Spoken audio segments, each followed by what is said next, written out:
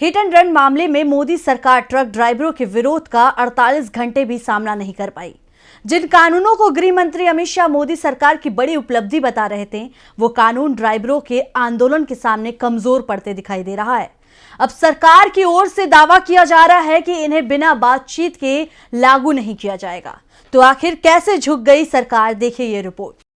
Hit and run मामले में truck ड्राइवरों की हड़ताल के आगे 48 घंटे में ही सरकार ने घुटने टेक दिए।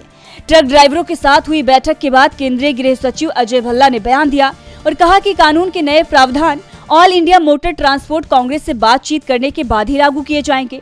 गृह सचिव ने आंदोलनकारी ट्रक चालकों से काम पर लौटने की भी अपील की, जिसका असर भी दिखाई दिया। कई स्थानों पर ट्रक चालक काम पर लौटने लगे, लेकिन 2 दिन की हड़ताल का असर अभी भी दिखाई दे रहा है। कई स्थानों पर आज भी पेट्रोल पंप बंद नजर आए। वैसे अब पेट्रोल पंप पर सप्लाई धीरे धीरे सामान्य हो रही है। हड़ताल को लेकर all India motor transport Congress यानी AIMTC के महासचिव NK गुप्ता ने बयान दिया और कहा कि 1-2 दिन में हालात सामान्य हो जाएंगे। उन्होंने ये भी कहा कि हमने हड़ताल का कोई आह्वान नहीं किया था।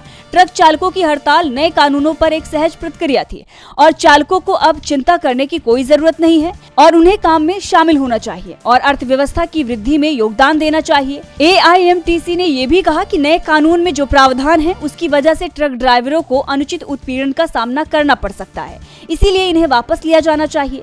दरअसल कहा यह जा रहा है कि सरकार को पहले ही दिन ये अलर्ट मिल गया था कि ट्रक चालक आंदोलन को लंबा खींचने की तैयारी में है और अगर हड़ताल सप्ताह भर चलती है तो देश की अर्थव्यवस्था पटरी से उतर जाएगी, क्योंकि 2 दिन की हड़ताल में ही औद्योगिक उत्पादन आधा रह गया है।